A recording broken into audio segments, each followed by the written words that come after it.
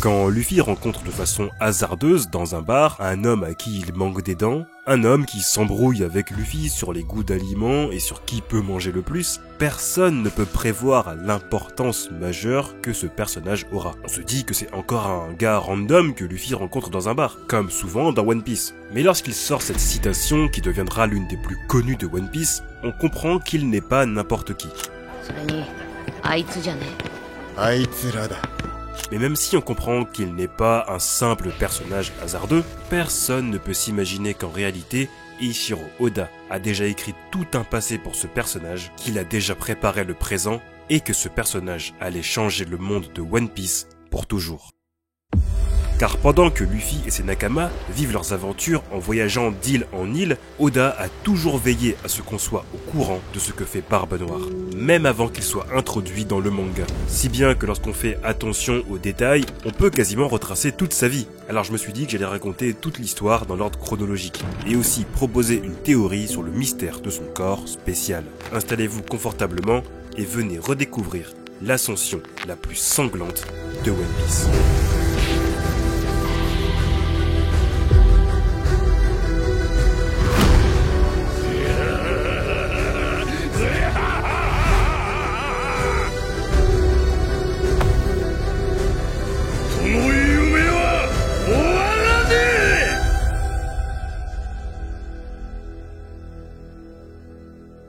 Tout cela n'aurait pas été possible si Teach n'avait pas développé sa première qualité. Barbe Noire, c'est pas juste un monstre de puissance, c'est un maître du timing. Il sait exactement quand agir. Et ça, c'est parce que Marshall D. Teach porte du Holzkern. Comme dans le monde de One Piece, dans la vraie vie, avoir le bon timing est tout aussi important. Que ce soit pour arriver à l'heure, ne pas rater une opportunité, ou juste savoir quand sauter sur une offre intéressante. C'est là qu'intervient Holzkern, une marque de montres autrichienne réputée pour faire des montres en matériaux naturels, comme le bois et la pierre. Un design unique et garanti FSC, car Holzkern s'engage contre la déforestation. Les produits sont créés en petite quantité pour encore plus de qualité, et afin de respecter l'environnement pour éviter la surexploitation. Barbe Noire, avant d'être empereur, il voguait sur les mers avec un simple radeau. Mais plus tard, avec les bons outils, il est allé loin. Holzkern, c'est un peu pareil, des montres élégantes et robustes, fabriquées avec des matériaux authentiques, parfaites pour t'accompagner dans toutes les aventures. J'ai reçu la montre Black Vulture, qui mélange le bois Leadwood et l'acier inoxydable pour donner un style unique. Et on sait que Barbe Noire et Katarina Devon aiment les bijoux imposants. Donc si tu veux du style, Holzkern propose aussi des bagues, des bracelets en pierre naturelle, et même des boucles d'oreilles pour tout genre. D'ailleurs, si un produit ne vous correspond finalement pas, que ce soit la taille ou autre, vous pouvez le retourner gratuitement et rapidement avec leur service après-vente. Et en plus, avec mon code promo, tu as moins 15% sur tout le site. Tu trouveras mon lien en description et dans le premier commentaire épinglé. Mais attention, chaque modèle est produit en petite quantité, donc dépêche-toi vite. Sinon, il disparaîtra dans les ténèbres comme Barbe Noire. En l'an 1484 du calendrier maritime, 40 ans avant ce qu'il se passe actuellement dans One Piece, Teach naît sur une île située sur Grand Line, une île nommée Shade Port, un lieu encore très mystérieux. Pour l'instant, il n'existe aucune information à son sujet, mais pour une raison qu'on verra plus tard, il y a de fortes chances que ce soit une île hivernale. De sa famille, on ne sait presque rien. Oda a esquissé des croquis laissant entrevoir ce qui pourrait être ses deux petites sœurs et sa mère, mais ces personnages ne sont jamais apparus et n'ont jamais été confirmés comme existants dans le manga. Ce que l'on sait en revanche, c'est que dès son plus jeune âge, Teach est spécial. Son corps est spécial, la lignée dont il est issu est spéciale, et surtout, il n'aurait jamais dormi de sa vie. Ne pas dormir ouvre un tas de possibilités, dont surtout le temps. Ce qui va lui laisser beaucoup de temps pour apprendre et connaître ce monde. Car très tôt, le jeune Marshall D. Teach développe une fascination pour l'histoire et l'archéologie. Apprendre des peuples anciens et leurs capacités, apprendre l'histoire des grands pirates qui ont marqué leur époque, et même apprendre que son nom complet ne doit pas être révélé. Dans un monde où une simple initiale condamne à mort, Teach a toujours veillé à ne jamais se présenter avec l'initiale du D. Il n'est pas un pirate qui agit sur un coup de tête et part en mer animé d'une vision.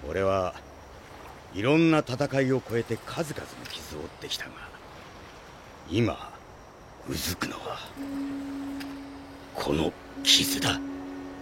Le prochain événement marquant de la vie de Teach se situe entre 14 et 19 ans avant les événements actuels de One Piece. À ce moment-là, Shanks a déjà formé son propre équipage. Il est encore jeune, mais très talentueux. Il est l'héritier spirituel de Goldie Roger et commence à faire sa place dans le monde de la piraterie. Au cours d'un affrontement dont les circonstances restent mystérieuses, Shanks croise le fer avec Marshall D. Teach. Et au terme de cette confrontation, Shanks en ressort avec une cicatrice à l'œil gauche. Il n'avait pas manqué de vigilance. Évidemment, cette marque correspond parfaitement à l'arme que Teach utilisait à l'époque. À l'avenir, Shanks n'oubliera jamais ce combat et considérera toujours Teach comme une très grande menace. Mais l'homme aux cheveux rouges n'ira pas plus loin après cet affrontement, car sur toutes les mers du monde, tout le monde sait que s'attaquer à un fils de Barbe Blanche, c'est s'attaquer à toute la famille du pirate. Ce combat est la preuve qu'à ce moment-là, Teach était beaucoup plus puissant que ce que l'on pouvait l'imaginer. C'est officiellement la première victime de Teach, et ce ne sera que le début d'une longue liste. Les années passent et s'enchaînent pour Teach, qui continue d'être un simple subordonné dans l'équipage de Barbe Blanche. Et nous sommes désormais 4 ans avant la période actuelle de One Piece. Ace rejoint l'équipage de Barbe Blanche et devient son fils. Le point ardent brille immédiatement par son talent. Il grimpe les échelons à une vitesse fulgurante et une place qui était vacante pendant des années s'offre à lui. Le poste de commandant de la 2e division. La division auquel Teach appartient. Ace est vraiment gêné parce que Teach, lui, est là depuis plus de 20 ans maintenant. Mais ce dernier lui laisse volontairement la place, lui assurant qu'il n'a aucune ambition. Il encourage même Ace à accepter le poste. Après tout, c'est simple. Teach, c'est juste un orphelin qui a trouvé sa place et qui est content d'être là où il en est. C'est ainsi que Ace devient son supérieur hiérarchique. Mais en réalité, Teach sait que sa propre puissance dépasse largement celle d'un simple subordonné. Teach continue sa vie de pirate, toujours sous le pavillon de Barbe Blanche. Il participe à des affrontements, mais encore une fois, il n'attire pas trop l'attention. Mais sa vraie nature sera brièvement révélée lors d'un combat contre les pirates d'un certain Raccoon.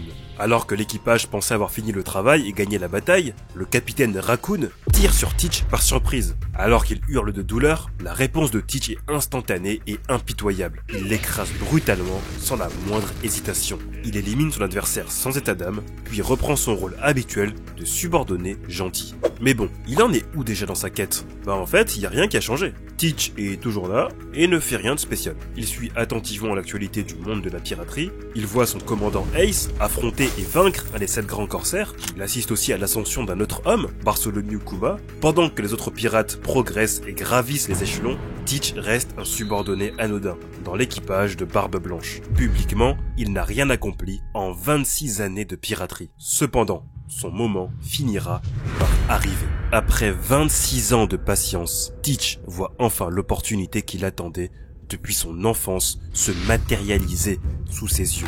Lors d'un voyage en mer, Satch, le commandant de la 4e division de l'équipage de Barbe Blanche, découvre un butin d'une valeur inestimable. Parmi les trésors trouvés, il tombe sur un fruit du démon. La règle parmi les pirates est simple. Celui qui trouve un trésor le garde. En temps normal, cela ne poserait aucun problème. Mais ce fruit est spécial. Ce fruit, Teach le reconnaît immédiatement. Dans l'encyclopédie, il a vu son apparence. Il sait que son pouvoir est décrit comme le plus puissant. Il a devant lui le Yami Yami no Mi, le fruit des ténèbres. Le fruit qui doit lui ouvrir la voie vers la grandeur. À cet instant précis, Teach se fige.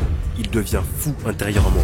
Il l'a enfin trouvé. Mais il sait qu'il ne peut pas agir sur un coup de tête. Il doit garder son calme, ne pas éveiller les soupçons. Alors il patiente encore un peu, trouvant un moyen de se retrouver seul avec Satch. Et quand le moment arrive, il frappe sans hésiter.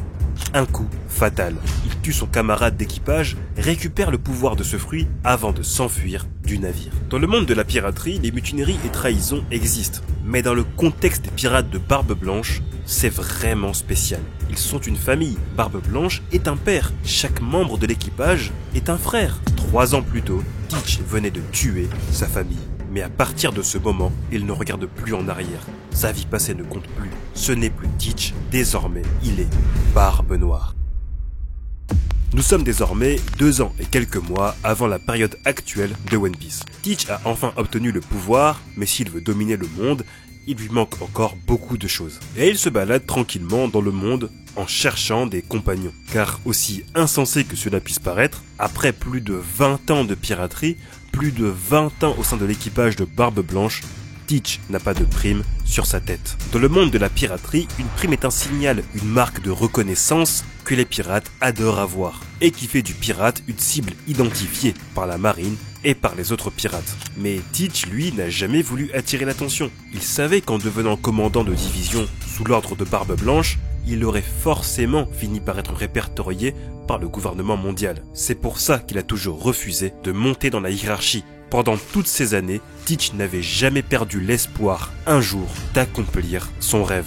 C'est un stratège qui comprend parfaitement le monde dans lequel il évolue. Et désormais, il profite de cette invisibilité pour former son équipage. Un équipage taillé pour la conquête, composé d'hommes qui, comme lui, sont prêts à tout pour atteindre le sommet. Ce n'est pas un équipage d'idéalistes ou de rêveurs, c'est un équipage d'hommes forts, sans morale implacable, rusés et prêts à tout, en misant tout, non pas sur le fait de se considérer comme des nakamas, mais en expliquant qu'ils ont tous un intérêt commun. Son équipage est alors composé de Lafitte, un ancien shérif devenu criminel pour ses méthodes trop brutales. En plus d'être un navigateur, il est un maître dans l'infiltration et la navigation. Jesus Burgess, un colosse au physique impressionnant, dont la force brute fait de lui l'un des hommes de main les plus redoutables de Teach. Il est le timonier. Van Augur, un sniper d'exception, capable d'abattre des cibles à des distances inhumaines. Surnommé le supersonique, il est l'un des tireurs les plus dangereux du monde. Doc Q, un médecin constamment affaibli, qui chevauche son cheval Stronger. Tout aussi mal en point, mais attention, son apparence fragile cache en réalité un esprit calculateur. Chacun d'entre eux a une compétence unique. Le nouvel équipage de Barbe Noire est formé. Quelques mois avant que Luffy et son équipage n'accostent sur l'île de Drum, Barbe Noire et ses hommes avaient attaqué l'île. En peu de temps, l'équipage anéantit le royaume, forçant le roi Wapol à fuir et abandonner son propre pays. Mais pourquoi s'attaquer à cette île? Jusqu'à aujourd'hui, le mystère reste entier. Mais souvenez-vous que c'est sur cette île que Luffy évoque une légende troublante, celle d'un peuple venant d'une île hivernale où les habitants ne dorment jamais par peur de mourir de froid. Une coïncidence ou un indice sur les origines de Teach. Ce que l'on sait en revanche, c'est que cet événement marquera la première apparition du nom de Barbe Noire sur la scène. Cependant, Teach sait qu'il a besoin de trouver des personnes encore plus fortes. Mais pour cela, le nom Barbe Noire doit vraiment parcourir les mers. Mais le problème, c'est que se faire un nom signifiera aussi permettre à son ancien équipage de le retrouver. Car Barbe Noire est bien au courant de la règle dans la famille de Barbe Blanche. Pour cela, il attend une occasion de pouvoir faire son entrée sur la scène mondiale. Il lui faut une première action qui lui fasse tout de suite exploser. Mais en attendant, il doit disparaître. Pendant que Teach disparaît dans la nature, la vie continue à bord du Moby Dick. Nous sommes 2 ans avant la période actuelle de One Piece, et Luffy vient de vaincre Arlong, et le monde commence à entendre parler de ce jeune pirate prometteur. Ace profite de l'instant, il va même jusqu'à montrer à Barbe Blanche, puis à Jinbei, la nouvelle prime de son petit frère. Mais cette bonne humeur ne va pas durer. Peu de temps après, la nouvelle tombe. Satch est mort, et le coupable est Teach, un membre de leur propre famille. Face à cette trahison, Ace ne réfléchit pas. Il décide de partir à la poursuite de Barbe Noire, malgré les réticences de son capitaine. Car Barbe Blanche n'est pas dupe. Il a compris que quelque chose n'allait pas dans cette histoire. Teach était un simple subordonné. Comment il a pu vaincre un de ses commandants? Si il a pu vaincre un commandant, alors sa vraie puissance ne peut plus être mesurée. Mais il y a encore un autre élément qui doit préoccuper Barbe Blanche. Teach porte l'initiale du D. Roger lui avait déjà parlé du peuple mystérieux, ayant cette initiale, et de leur lien avec le destin du monde. Barbe Blanche savait qu'un homme comme Teach, qui a été son fils pendant 26 ans, ne pouvait pas être qu'un simple traître. Il savait que chasser un homme comme lui était une erreur. Mais Ace refuse d'écouter, car il se sent responsable. Teach était son subordonné, et il a tué un frère. Un frère qui plus est, était l'un des premiers à avoir accueilli Ace au sein de la grande famille de Barbe Blanche. Alors Ace quitte le Moby Dick et il n'y montera plus jamais dessus. Mais comment trouver un homme dans la vaste étendue du monde? Il suivra la fameuse piste de ce Barbe Noire, un nouveau nom apparu très récemment qui a ravagé tout un pays, expliquant pourquoi une semaine avant que Luffy soit sur Drum, Ace y était. Quoi qu'il en soit, après cette attaque, Teach se fend à nouveau dans l'ombre. Il ne recherche pas encore la reconnaissance, il attend le moment idéal. Il sait que dans le chaos, il est le plus efficace. Et ce chaos, il va l'avoir par un pirate qui défie les plus grands de ce monde. Lafitte est envoyé directement à Marie-Joise, où il propose le nom de Barbe Noire pour remplacer Crocodile, récemment déchu. C'est une étape cruciale dans le plan de Teach. En devenant corsaire, il obtiendrait l'immunité face au gouvernement mondial, ce qui lui permettrait d'agir sans crainte. Mais il y a toujours le même problème. Aux yeux du monde entier, Barbe Noire n'existe pas encore. Ce qu'il a fait sur Drum, ce n'est pas assez. Le principe des corsaires est d'être des figures dissuasives dans le monde de la piraterie. Leur simple nom doit provoquer la peur. Pour être accepté, il doit prouver sa valeur. Pendant ce temps, c'est là qu'il rencontre Luffy pour la première fois. Donc dites-vous qu'au moment où ces deux-là se rencontrent, Oda a déjà pensé dans les grandes lignes toute l'histoire que je viens de vous raconter à ce moment-là. Mais croyez-moi, il y a encore toute une perspective intéressante à suivre l'histoire du point de vue de Barbe Noire. Revenons sur Jaya. Teach n'était pas encore au courant de la véritable prime de Luffy. De plus, dans les journaux, ce n'est pas Luffy qui a vaincu Crocodile. La marine a masqué la vérité et a remis tous les honneurs à Smoker. Donc Teach discute avec un simple pirate qui vaut 30 millions de berries et s'en va. Mais plus tard, quand il apprend les primes dans l'équipage de Luffy, il décide alors de capturer Monkey D. Luffy et Roronoa Zoro. À bord d'un radeau improvisé, l'équipage de Barbe Noire poursuit le Vogue Mary à Jaya. Mais le navire de Luffy s'envole dans le ciel grâce au knock upstream. Barbe Noire assiste impuissant à leur ascension vers les îles Célestes. Même s'il n'a pas pu capturer Luffy cette fois-ci, Teach a compris une chose essentielle. C'est ce garçon qu'il doit capturer pour asseoir sa légitimité. Car n'oublions pas que c'est Barbe Noire qui a été le premier à sentir l'étendue du haki de Luffy. Persuadé que notre occasion se présentera, Teach décide donc de disparaître à nouveau. Il évite les conflits majeurs et limite ses actions à des pillages et des crimes mineurs. Mais Teach ne sait pas encore qu'il est lui-même traqué.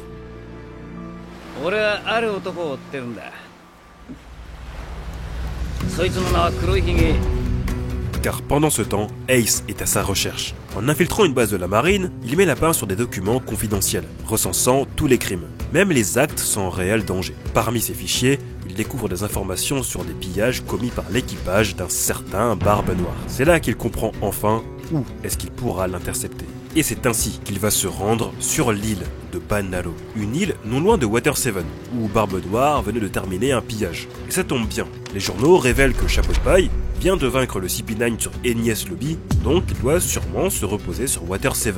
Donc le plan de l'équipage est simple, se rendre à Water 7 et capturer Luffy. Mais vous connaissez la suite, Ace finit par retrouver Barbe Noire et son équipage sur cette île, et lorsqu'il apprend le plan de Teach pour devenir corsaire, il est maintenant hors de question de battre en retraite, même si le combat s'annonce perdu. Le combat s'engage, et malgré la puissance de son Méla-Mélanomi, Ace ne parvient pas à dominer son adversaire. C'est ici que Teach dévoile la véritable nature de son fruit du démon, capable de tout engloutir, de tout détruire, d'émettre une force gravitationnelle sur les utilisateurs de fruits du démon, et surtout d'annuler les pouvoirs des autres utilisateurs. Malgré son courage, Ace ne peut rien faire contre cette capacité terrifiante. Sans oublier que Teach est très fort, même avant d'avoir mangé son fruit du démon. Ace est vaincu et capturé. Vaincre le second commandant de l'équipage de Barbe Blanche est un accomplissement bien plus grand que vaincre Luffy. C'est la capture qui lui donnera un nom mondialement connu. Désormais, il peut s'asseoir à la table des corsaires. Mais cette capture est bien plus qu'une victoire personnelle. Pour Barbe Noire, qui a passé 26 ans dans l'équipage de Barbe Blanche, il sait très bien les conséquences d'un tel acte. À ce moment-là, Teach sait qu'il peut réaliser le plus grand braquage de One Piece. Barbe Noire a désormais un titre de corsaire, mais pour lui ce n'est qu'un outil,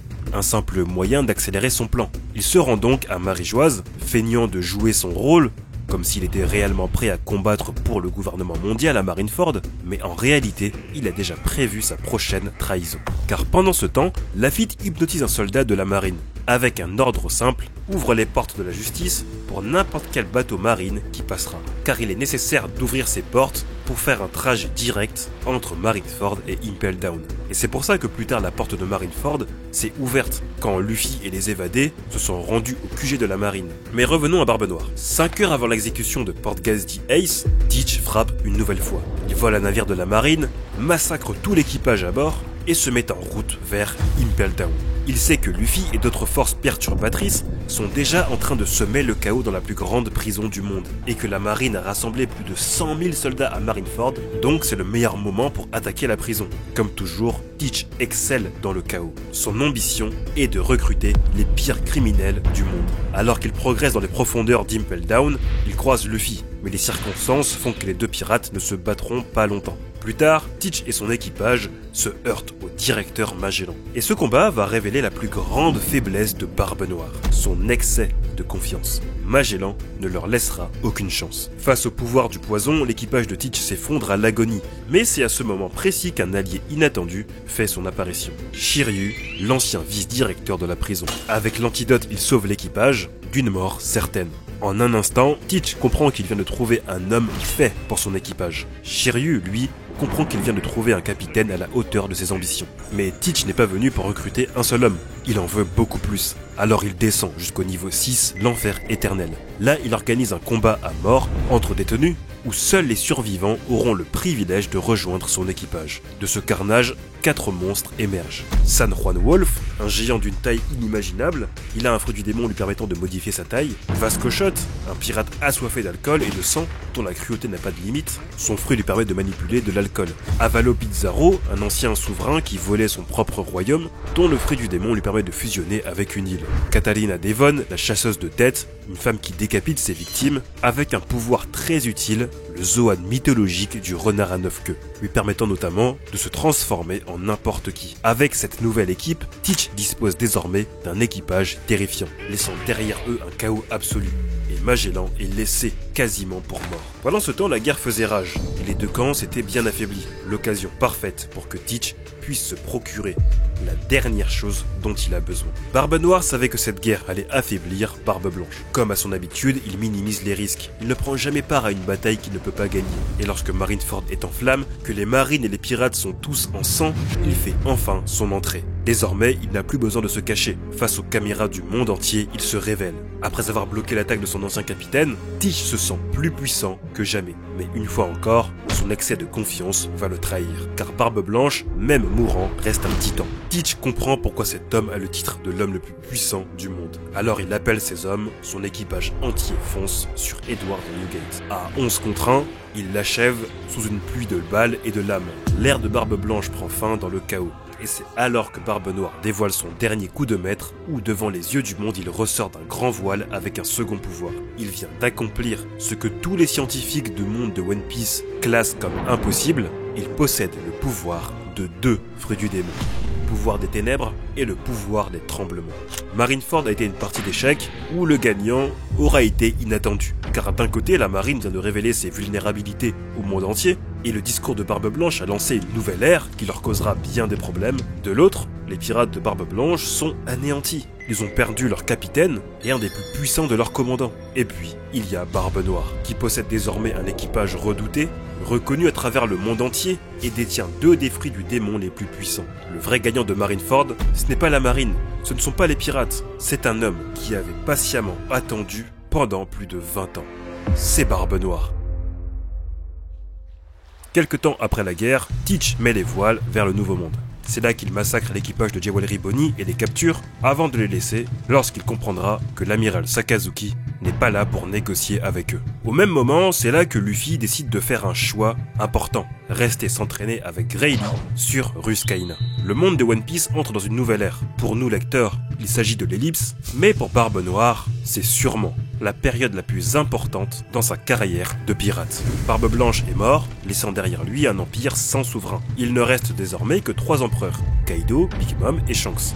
Big Mom en profite immédiatement pour prendre le contrôle de l'île des Hommes Poissons. Barbe Noire comprend qu'il doit agir vite. Il se lance donc dans une campagne de conquête, reprenant méthodiquement les îles qui appartenaient à son ancien capitaine. Mais il y a une île en particulier que Teach convoite. Cette île n'appartenait pas à Barbe Blanche, et il l'aura encore une fois en profitant du chaos. Car tout démarre d'un événement commençant par un simple malentendu. Trafalgar Law, qui souhaite infiltrer l'île de la Ruche pour récupérer un poneglyphe, vole un navire. un navire nommé le Rocky Port, sans savoir qu'en réalité, ce navire transporte un roi qui faisait des affaires dissimulées avec l'île de la Ruche. Alors, lorsqu'il arrive sur l'île, le chaos éclate, une bataille générale explose entre les pirates locaux et les nouveaux arrivants. Et dans ce chaos, deux nouvelles factions entrent en jeu. D'un côté, Koby, capitaine de la marine, débarque pour protéger les citoyens innocents. Et de l'autre, Barbe Noire, qui a une toute autre ambition. Koby, Law et Teach coopèrent brièvement, chacun poursuivant son propre objectif. Law profite de la confusion pour arracher les cœurs de 100 pirates qu'il enverra ensuite au gouvernement mondial. Cet exploit lui vaudra son titre de grand corsaire. Koby, en défendant les civils, devient un héros reconnu au sein de la marine. Quant à Teach, lui saisit l'opportunité parfaite. Il affronte Wang Zi, l'ancien membre des Rocks, qui contrôle l'île. Et une fois Wang Zi vaincu, Teach s'approprie son territoire. L'île de la Ruche devient officiellement le quartier général de Barbe Noire. C'est un endroit parfait pour lui, un repère de criminels, un lieu sans loi. La progression de Barbe Noire s'étend de plus en plus, mais ce qui va véritablement le déclarer comme empereur sera un événement qui se déroulera plus tard.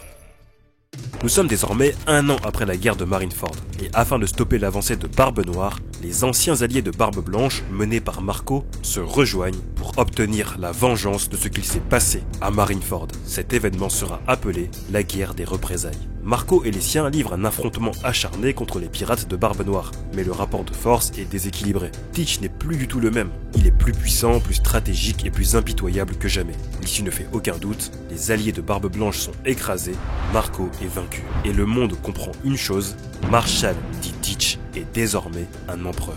La prochaine étape après celle de Yonko, c'est évidemment devenir le roi des pirates. Et pour cela, il faut trouver Lovetail. Et donc, comme tout bon pirate, il part à la recherche d'informations sur les emplacements des différents roads poneglyphes. Mais durant ce voyage, il ne savait pas encore qu'il allait encore une fois toucher le jackpot, avec l'arrivée d'un nouvel allié inattendu. Sur une certaine île du Nouveau Monde, alors que son équipage est en quête d'informations, Barbe Noire voit son équipage totalement gelé. En voyant un géant comme San Juan Wolf sous la glace, il comprend qu'il n'y a qu'une seule personne dans le monde pouvant réaliser une telle attaque, l'ancien amiral Aokiji. Et les conséquences de cet acte et de cette rencontre seront inattendues. Dans une décision qui surprend le monde entier, un ancien amiral de la marine rejoint officiellement l'équipage de Barbe Noire. Ce même homme qui s'était battu contre Akainu pour devenir amiral en chef, qui avait quitté la marine après sa défaite, est désormais le 10e commandant de l'équipage de Barbe Noire. C'est un tournant majeur. En intégrant Kuzan, Teach obtient un ancien pilier du gouvernement mondial, un homme avec des connaissances précieuses. Mais il y a encore un problème pour Teach. 2 des roads poneglyphes sont introuvables. Les poneglyphes dont parle Teach sont le road poneglyphe qui serait en possession de l'homme à la marque de feu, et bien sûr celui qui se trouve sur l'île de Zo, car cette pierre est cachée dans la forêt de la baleine, gardée sur un éléphant qu'on ne peut trouver que si on a une vivre card d'un mink présent sur Zo. Et donc Teach n'est pas stupide, il sait que Kaido et Big Mom possèdent les 2 autres poneglyphes, mais il est beaucoup trop risqué d'aller les affronter, surtout si de toute façon, il ne sait pas où sont les 2 autres. Alors il change de plan. Il décide de renforcer son pouvoir avant tout. Il met donc en place une traque des fruits du démon. Son objectif, donner à ses hommes les meilleures capacités possibles. C'est dans ce contexte qu'un de ses hommes croisera la route de Luffy, qui lui revient après 2 ans d'absence. Nous sommes désormais après l'ellipse de One Piece, et Teach possède un nouveau navire flambant neuf, le sabre de Shebeck.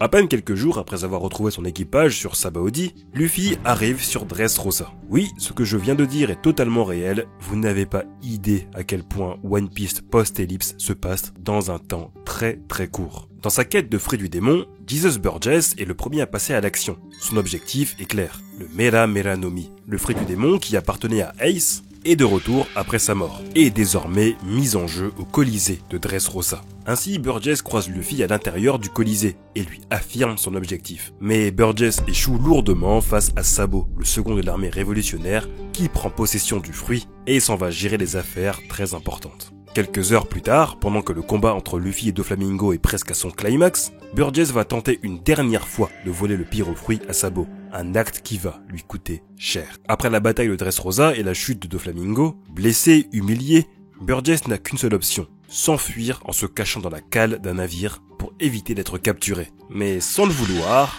il allait découvrir le lieu où les révolutionnaires mènent leurs opérations, leur QG Baltigo. Dès qu'il en a l'occasion, Burgess contacte Lafitte et Shiryu, qui utilisent la vivre-carte du timonier pour trouver sa position. L'équipage de Barbe Noire n'hésite pas une seule seconde et se met en route. Pendant que Luffy et son équipage sont en train de faire la fête sur Zo, Barbe Noire et son équipage lancent une attaque directe sur Baltigo. Les combats éclatent immédiatement, mais les choses ne se passent pas exactement comme prévu. Alors que Barbe Noire fait rage, une nouvelle force entre en jeu, le Cypher Pole. Le gouvernement mondial ne pouvait pas laisser passer une telle opportunité. La mystérieuse base des révolutionnaires, cachée depuis plus de 10 ans, venait d'être découverte. C'était le moment parfait pour attraper les révolutionnaires une bonne fois pour toutes. Le groupe n'aura pas d'autre choix que de battre en retraite. Baltigo tombe, mais la flamme de la révolution continue. Les hommes de Barbe Noire, quant à eux, ne cherchent pas à s'éterniser. Leur but n'est pas d'anéantir les révolutionnaires, mais de récupérer une grande quantité d'armes. Ils se battent brièvement contre le Cypher Pole et décident de quitter les lieux. Le lendemain, le monde apprend la destruction totale de Baltigo. L'événement fera la une des journaux, ce sera d'ailleurs la première fois que Luffy verra le visage de son père. Mais le temps presse, et Luffy et ses Nakama, eux, se dirigent vers Whole Cake Island, le territoire de Big Mom. Durant les 4 prochains jours, les Mugiwara sèment le chaos, en ruinant totalement la Tea Party de la Yonko. Et une chose est certaine, Big Mom ne pardonne pas. Folle de rage, elle quitte son île avec une partie de son équipage, bien décidée à traquer et éliminer Luffy, quitte à se rendre sur Wano, la base de Kaido. Mais ce départ laisse un empire avec très peu de protection. C'est limite une invitation à ce niveau. Le monde de One Piece est explosif de tous les côtés. Les conflits s'intensifient et c'est dans ce contexte que la rêverie approche. Une réunion des rois du monde pendant 7 jours à Marie-Joise, qui comme à son habitude déclenche une série d'événements qui bouleversent l'équilibre des forces. Et cette année, cette rêverie fera bouger l'empereur Barbe Noire. Alors que Luffy et ses alliés prennent la mer vers Wano, que du côté de Marie-Joise la rêverie s'ouvre, on doit porter un regard sur l'île de la Ruche. Car en même temps, un mystérieux pirate, plutôt anodin, pose le pied sur cette île. Et il ignore encore que ce simple geste va signer son arrêt de mort. Ce pirate est Absalom. Depuis la disparition de Gecko Moria, Absalom est devenu un journaliste. Il envoyait des informations à la presse sous le nom de Absa. C'est lui d'ailleurs qui a révélé l'alliance entre Kid, Apo et Hawkins. Il avait réussi à s'infiltrer dans leur base et repartir en sécurité. Donc il s'est dit qu'il ferait sûrement la même chose en récoltant des informations sur ce qu'il se passe à l'intérieur de l'île de la Ruche. Mais ce qu'il détenait attirait bien trop de convoitises. Un fruit du démon unique, le Suke Suke no Mi, capable de rendre invisible son utilisateur et rendre invisible ce qu'il touche. Pour Teach et son équipage à la recherche de fruits du démon, ce pouvoir était bien trop précieux pour appartenir à un homme aussi insignifiant. Le sort d'Absalom fut donc scellé dès l'instant où il posera son pied sur cette île, traqué, capturé et exécuté. Et son fruit du démon sera récupéré par Shiryu, devenant ainsi plus puissant qu'il ne l'était déjà. L'arrivée d'Absalom attirera aussi la venue d'un autre pirate. Nous sommes quelques jours plus tard, plus précisément le lendemain du 4e jour de la rêverie, et les journaux annoncent une série d'événements cataclysmiques qui se sont déroulés lors de ce fameux 4e jour. D'abord la mort du roi Cobra, officiellement tué par Sabo, la princesse Vivi qui aurait disparu, une tentative d'assassinat sur Saint Carlos, mais l'annonce la plus déstabilisante qui rebatte les cartes du monde de One Piece, c'est le système des grands corsaires qui vient d'être aboli. Cette nouvelle rend Teach fou. C'est durant ce même jour que Gecko Moria se rend sur l'île de la Ruche, bien décidé à récupérer Absalom, son fidèle compagnon. Mais il comprendra qu'il ne le retrouvera jamais quand Shiryu dévoilera la capacité de son fruit du démon. Barbe Noire lui offre une opportunité unique. Il peut rejoindre son équipage. Mais évidemment, Moria refuse. Son choix le condamne, il est capturé et emprisonné. Mais l'annonce des journaux presse le capitaine qui décide de mettre immédiatement les voiles. Maintenant, la rêverie est terminée. Alors que Kaido et Big Mom forment une alliance sur Onigashima et que Luffy s'entraîne intensément dans la prison d'Udon, Teach vient d'arriver sur le lieu qu'il a en ligne de mire, Amazon Lily. Sa motivation est claire, mettre la main sur le Mero Mero no Mi de Boa Hancock. Seulement, il n'est pas le seul présent. La marine est aussi sur l'île, bien décidée à capturer l'impératrice pirate, maintenant que les corsaires ont été abolis. Teach intervient alors dans un affrontement qui a déjà commencé, sauf que les soldats de la marine ne sont pas autorisés à attaquer un empereur sans l'accord du QG. Enfin, le Séraphin de Mihawk, lui, ne réfléchit pas vraiment. Finalement, Barbe Noire capture et s'apprête à tuer Hancock. Mais Silvers Rayleigh, le roi des ténèbres, intervient et stoppe l'affrontement avant qu'il ne dégénère. Teach n'est pas bête. Avec 2 commandants pétrifiés, il ne valait mieux pas se lancer dans un combat contre Rayleigh, Hancock et les Séraphins. Cependant, Teach ne part pas les mains vides. Il repart avec le capitaine Kobe capturé. Et ce pour une raison précise. Barbe Noire veut faire de la ruche un territoire reconnu par le gouvernement mondial.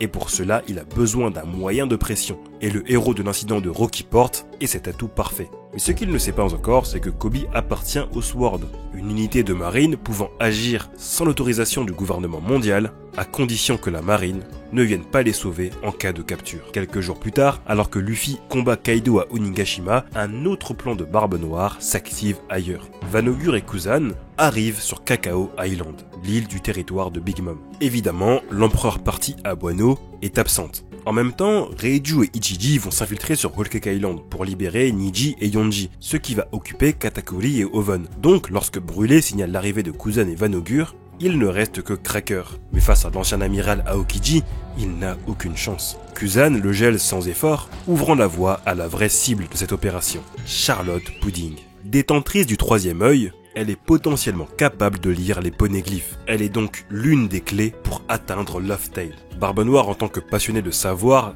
et d'archéologie, le savait bien. Grâce au nouveau pouvoir du Wapu Wapu no Mi de Vanogur, qui lui permet de se téléporter, l'enlèvement de Pudding est un succès total et sans effort. Dans le Nouveau Monde, Teach et son équipage sont sur tous les terrains. Mais alors que tout ça se déroule, c'est encore plus tard qu'une nouvelle fracassante éclate dans le monde entier. Kaido et Big Mom viennent de tomber. L'ère des empereurs vient de basculer, et Barbe Noire ne laissera pas une telle opportunité lui échapper. Avec Kaido et Big Mom désormais hors course, il ne reste que 3 prétendants sérieux au One Piece.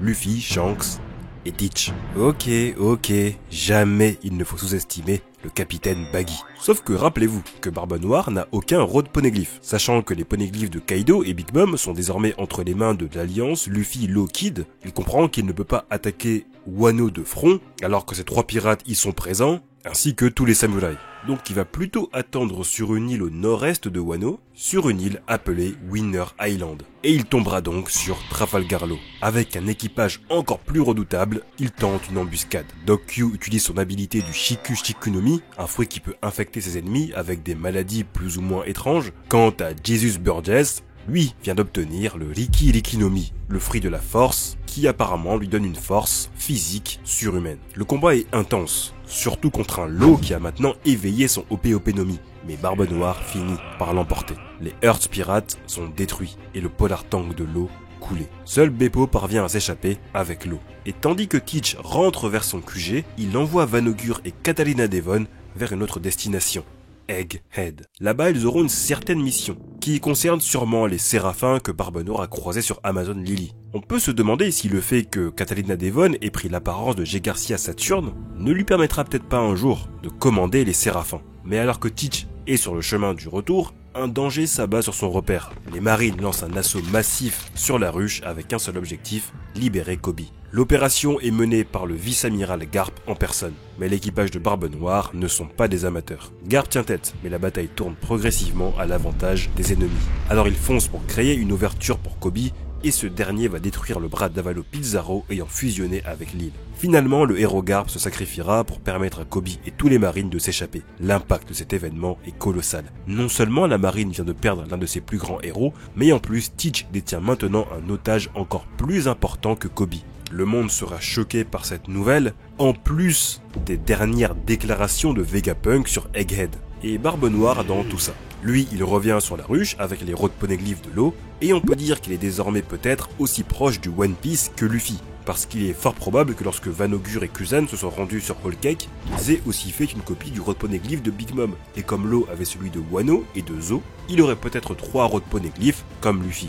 Ou alors cela veut dire qu'il le volera plus tard. Mais le plus dangereux, ce n'est même pas ça, parce que Vanogur et Katarina Devon reviennent de leur mission avec une 3e personne à bord, le pirate Caribou, qui détient des informations cruciales. Il sait que Shirahoshi est l'arme antique Poséidon, et que Pluton, une autre arme antique, est cachée sous Wano. attendant d'être réveillé. Si Teach apprend l'existence de Poséidon et de Pluton, il pourrait très bien modifier ses plans et partir à la recherche de ses armes légendaires, avant même de se rendre à la recherche de l'homme à la marque de feu. Et si je vous raconte tout cela, c'est parce que cela pourrait lui donner un avantage dans un futur combat très attendu.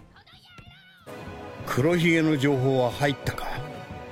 いや、海賊島は確実に出てるが。和の国に現れると思ったがな。本郷。 Au cours de cette vidéo, vous avez forcément dû remarquer quelque chose. Chaque grande action de Barbe Noire a toujours impacté un proche de Luffy, quelqu'un avec qui il a un lien. Ace, Bonnie, Dragon, Pudding, Kobe, Trafalgar Law, Garp, et maintenant qu'il est au courant du secret de Shirahoshi et de là où se trouve Pluton, il est quasiment certain qu'il va encore faire du mal à un proche, du pirate au chapeau de paille. Et encore une fois, comme avec Ace, on sait qu'il est actuellement traqué. Pendant que Teach avance vers le One Piece, un autre empereur surveille chacun de ses mouvements, Shanks le Roux. Aujourd'hui, tout indique que leur deuxième affrontement est inévitable et pourrait être le prochain de Teach. Shanks s'est rendu à Wano après la défaite de Kaido car il était sûr que Barbe Noire s'y rendrait. Il était prêt à se battre s'il le fallait. La question n'est pas de savoir si ce combat va avoir lieu, mais quand et où. Alors maintenant que Shanks le Roux a quitté Elbaf, où essayera-t-il d'intercepter Barbe Noire? Il faut le dire, Shanks est perçu comme une force inébranlable, le dernier rempart avant Laugh Tale. Mais Teach n'a jamais perdu un combat important vers son rêve, quitte à ce qu'il utilise des stratégies qui paraissent moins morales. Mais rappelez-vous que nous sommes dans un monde de pirates. De plus, si l'auteur n'a toujours pas révélé le mystère du corps de Barbe Noire, ni son passé, c'est que Barbe Noire a encore un tour dans son sac. Et ce dernier atout nous a peut-être été révélé dans l'arc Egghead. Egghead est l'arc qui lance la saga finale de One Piece. Et si vous remarquez, dans le manga, les premiers arcs d'une saga servent à poser les bases de mystères qui auront une importance. Dans l'arc Jaya, on apprend l'existence de Norland et d'une potentielle cité d'or. Et nous aurons les réponses dans l'arc Skypiea. Dans l'arc Longring Longland, qui lance la saga Water 7, on découvre Aokiji, et on apprend qu'il est lié à Nico Robin. Et c'est dans l'arc Enies Lobby que nous comprenons leur histoire. Dans l'arc Sabaody, qui lance la saga de la guerre au sommet, on apprend que Ace se fera exécuter publiquement. L'arc qui clôt cette saga, Marineford, montrera cette conséquence. Alors qu'est-ce qu'il y a dans Egghead qui m'a paru si spécial et qui pourrait être lié à Barbe Noire? Déjà premièrement, rappelons que l'on parle de Teach dans cet arc. G. Garcia Saturne confirme que Teach est issu d'une lignée spéciale. Quand on prend en compte tout ce qui a été dit plus tôt, sur le corps de Barbe Noire, comme sa faculté à ne pas dormir, alors cette lignée est intéressante. Et quelle est la lignée ou le peuple au centre de l'intrigue de Egghead? Vous avez compris. Le corps spécial de Teach pourrait être lié à l'ADN des boucaniers. Dans le chapitre 1104, Oda évoque une particularité intéressante de cette race, qu'il a choisi de ne pas révéler tout de suite. Le scientifique Vegapunk explique qu'il avait activé un dispositif d'arrêt qui aurait dû mettre Kuma dans un état végétatif, afin que le gouvernement mondial ne l'utilise pas comme une bombe, car de base, c'est ce que voulait G. Garcia Saturne. Et donc Vegapunk se pose des questions. Comment Kuma est arrivé jusqu'à Egghead? Et de plus, lui qui avait été programmé pour être soumis par le gouvernement mondial, agit de sa propre volonté et frappe la plus haute autorité politique du monde de One Piece. Comment cela est possible? Et c'est là que Vegapunk dit une phrase très mystérieuse, où il énonce que la particularité des boucaniers n'est pas leur force physique, mais une autre, dont on ne sait encore rien, mais qui justifierait le fait que Kuma ait pu se libérer, entre guillemets, de sa soumission. Depuis ce jour où ce chapitre est sorti, j'ai pensé à deux personnages, Barbe Blanche et Barbe Noire. Quand on voit les deux enfants, ils ressemblent pas mal à l'aspect physique de Kuma. Et Teach, comme Edward Newgate, ont aussi été capables de vivre après avoir reçu des blessures plus que mortelles. D'ailleurs, on peut dire que Kuma et Barbe Blanche ont montré une force de vie incroyable après avoir subi la même attaque par Sakazuki. Vegapunk n'expliquera pas cette particularité des boucaniers. Cela veut dire que Oda, pour une quelconque raison, a besoin de garder cela comme une des pièces de son intrigue. Selon moi, les boucaniers pourraient être un peuple qui ont une capacité spéciale qui, dans certaines conditions, leur permet de dompter la mort. Rien ne peut les arrêter. Ni la lave qui les transperce, ni une pluie de balles, ni la consommation de deux fruits du démon. Évidemment, cela doit sûrement être un secret qu'a découvert Marshall D. Teach dans ses recherches archéologiques, car le Gorosei dit bien que ce pirate est le premier de l'histoire à avoir réussi l'exploit d'avoir 2 fruits du démon en lui. Et Oda prévoit de nous révéler cette caractéristique par le biais du corps de Barbe Noire, qui serait donc un boucanier. Mais cela n'explique pas du tout sa capacité à ne pas dormir. C'est pourquoi je pense que Teach est issu d'un métissage entre 2 peuples. Après tout, Coppergaban nous a expliqué comment les peuples se sont mélangés. D'ailleurs, Kuma lui-même est un mélange entre boucanier et humain. Ainsi, je pense que le corps de Teach est le résultat d'un mélange entre boucanier et un peuple encore non dévoilé, qui serait celui auquel appartient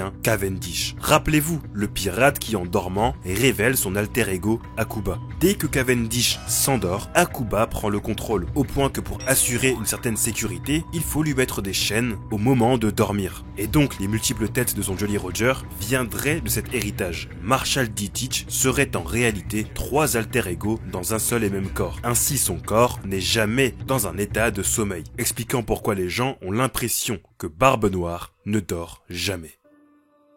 On aurait donc là une belle histoire. Un homme qui n'aurait jamais dormi de sa vie et qui donc n'aurait jamais rêvé, mais qui ne s'est jamais interdit de croire en son rêve. Si toute cette ascension a pu avoir lieu, c'est uniquement car son rêve et sa passion sont comme le temps. Rien ne peut l'arrêter. Vous pourrez le brûler, vous pourrez le frapper, vous pourrez l'empoisonner, voire même lui envoyer une onde de choc. Mais vous ne pourrez jamais empêcher Marshall D. Teach de rêver. Merci à vous d'avoir regardé la vidéo jusqu'au bout, et merci aussi à Holzkern de sponsoriser la vidéo, ce qui m'aide à créer ce genre de contenu. Je vous rappelle que le lien est en description et dans le premier commentaire épinglé. D'ici là, portez-vous bien, et moi je vous dis ciao, à plus!